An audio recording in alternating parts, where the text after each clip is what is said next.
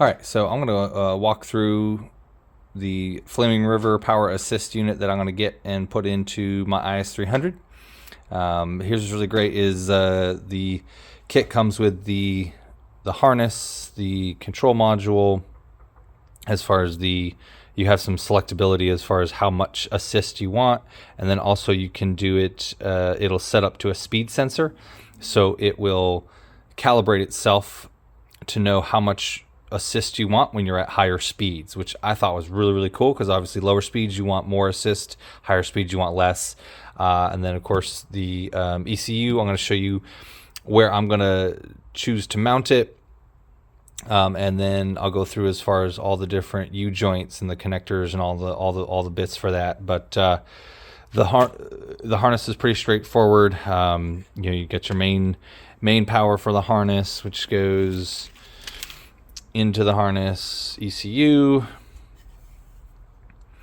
then out from the harness, or out from the ECU box back into the motor, and then you got your sensor wire here that goes back into the ECU control module. I'm actually going to be extending these. This is rated to be able to be inside the engine bay. However, I'm mounting mine underneath the steering column in a fancy little spot that I found that'll fit for it. So for me, I'm extending these. I'm going to make these a little bit longer, so that way this runs all the way back into the cab.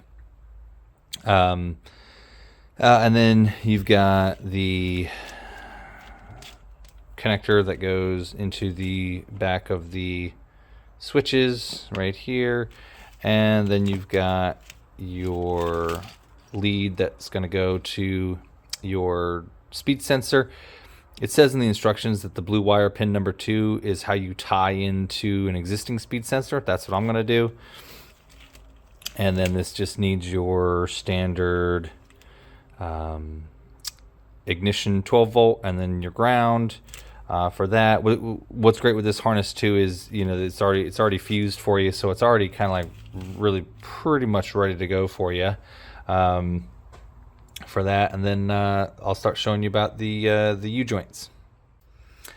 Okay, so now I'm going to show you as far as kind of what I did to fit this unit inside of the bay, and I'll have some more pictures and video when I get over to it. And so essentially what this is doing is, this is the stock intermediate shaft. So this connects to the inside, the firewall connects to your steering column, runs through the firewall, through the grommet right here, and comes out in the shaft, and then connects directly to your steering rack. So it's actually kind of set up really nice to be able to fit this in. It is a tight fit, but it does fit.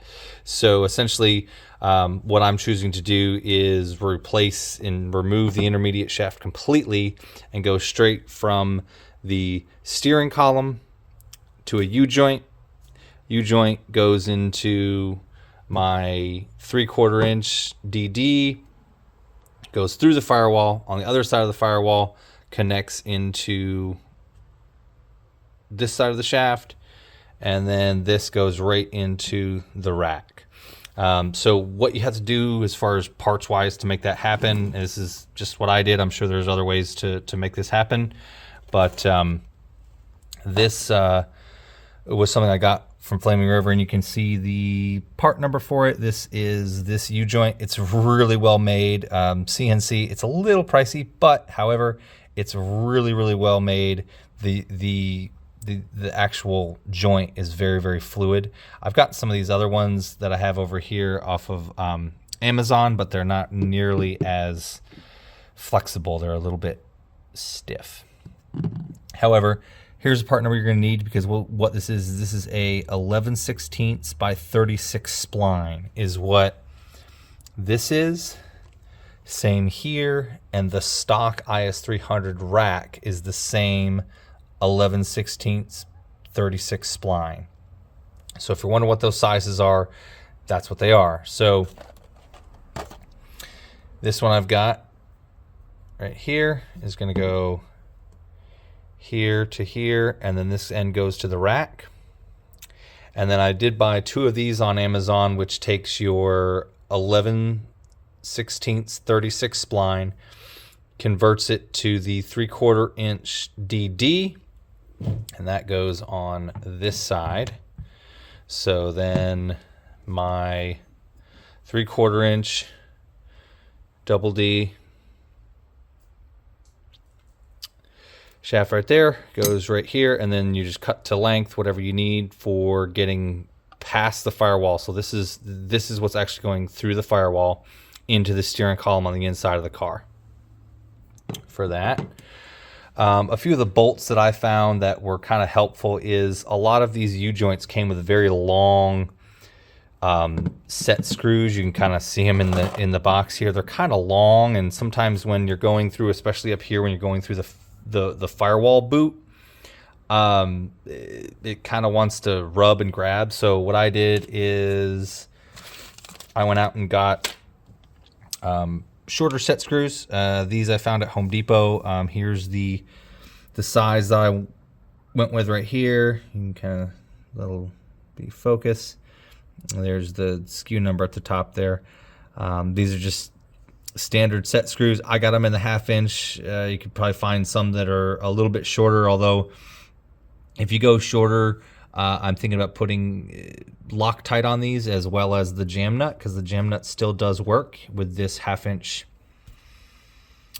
length. And then the bolt size for the mounting bracket that I basically have to fabricate, that's going to mount right here into, so you've got 3 mounting bolts right here, and these are M8 125 by 20 is what I found a good a good depth. I did buy some 30s. They were a little long. They got through all the threads before they really tightened up on it, but the M8 125 at 20 millimeter length was perfect, where this would thread all the way in. So depending on how thick of a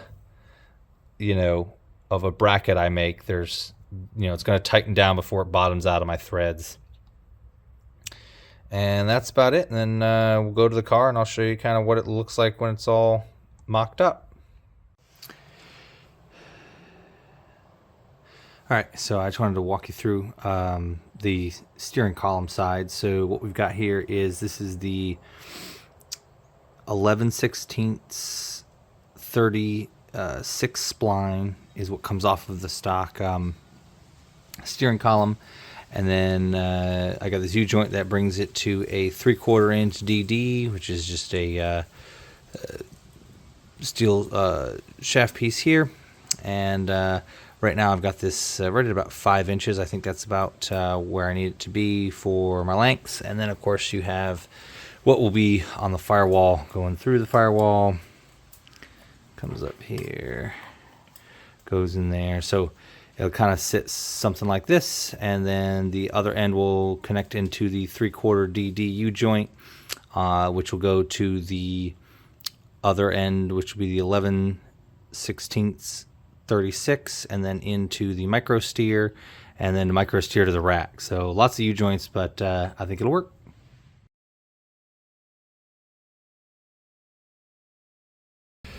Okay, so here is the setup inside the bay. So I come from the 3/4 inch DD.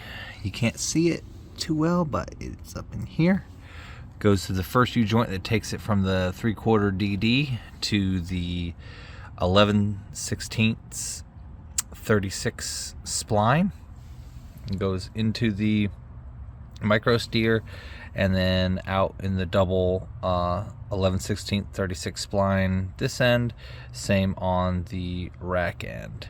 And she fits in there quite well. You just have to kind of adjust it there. And then now basically what I'm doing is working on designing a bracket to go right into those 3-threaded mounting positions, and then right alongside the frame here. And so there is room there, so it clears it and everything's good to go. And then of course you know, the wiring is as far as working all that out and stuff. But this is it. Works really good. I did all this mainly because I didn't want to have all the power steering reservoir, power steering pump, the cooling lines that run all through here. I just wanted a really clean engine bay, and so far so good. Okay, so here is my template design I'm working on. It's out of a 1/4 inch MDF. Found that helpful just to have something you can work with.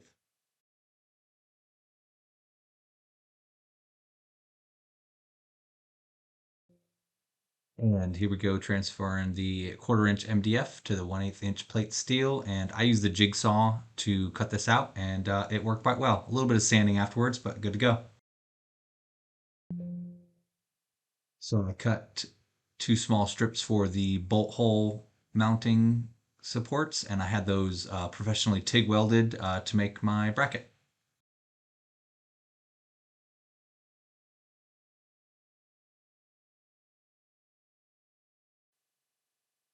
Okay, so here is my bracket that I made and used M8 bolts and M8 inserts into the frame. Did 2 on the bottom, 1 on top. The small one you see on the top there has a factory location that I used, and it mounted up quite well.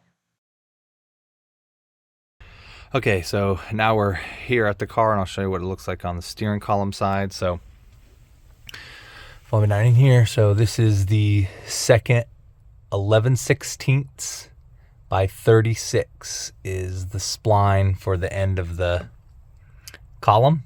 And then this gives you the other end of the 3/4 DD shaft. And then this is going to go through the firewall boot. Works out perfect. It doesn't need to be very long, and it fits right in the boot, and everything's good to go.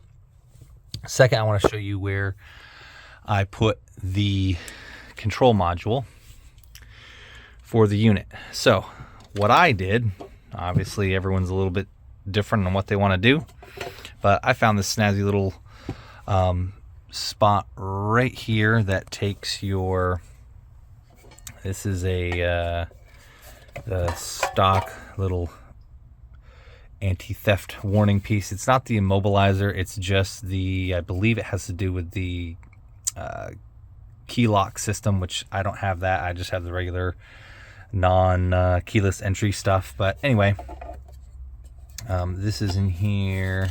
I think it faces this way. And essentially what I did is I removed the headlight leveling computer system because I'm not going to use it. I removed it on the suspension side, but basically what happens is this sits in its stock location right there. It's kind of hard to see, but it's right there. And so I'm removing that, and instead of having this there, I'm putting this there, just like that. I know it's kind of hard to see with that harness right there, but what's really nice is it fits right on the back of, this is the stock bracket that goes there. So on the left hand side where the tabs are, that's where the black security box goes. And then on this side, that's where the headlight balancing system used to be.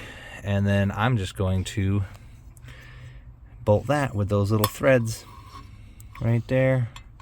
That's going to go right like that. And then this is going to go right up here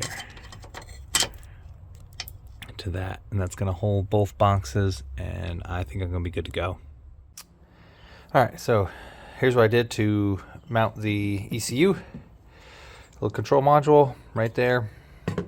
And yeah, there's 2 threaded inserts on the module itself, and just drill 2 holes right in the little bracket. And then this is the little stock dealio that sits right in there, and then this bolts right into the column piece, and that's gonna give me my stuff. Now to do that, I did the Microsteer ECU control module is taking the place of where the headlight leveling sensor or computer went. So that's why there's space there, because this I removed and then this is in its place. So works out really nice. So here you can see I took the panel from the steering column and took my Dremel and I cut out a little square for the control module to sit in, so it makes it look nice and finished look, and it fits in there nice and snug, and that way I can control the sensor inputs from there if I need to, or I can just leave it on the speed sensor mode, but it worked out great. All right, so that's my little walkthrough on the Microsteer powering assist. I didn't get a video of me actually, I hooked it up to a battery and tested it, of course. Works out fantastic, smooth as butter. I didn't really do a video on it because it's more of a feeling thing than a visual thing, but it works out great. I haven't yet done all the wiring tuck as far as exactly where I'm going to put it, so it's kind of all ran everywhere it'll work to get the battery connected, but worked just fine. Let me know if you guys have any other questions. If y'all want to do this, that's kind of why I posted it. I kind of like posting some stuff that not everyone is doing or posting about. So if you guys have any questions, let me know. I'd be happy to share my templates or feedback or anything like that. So let me know. Bye.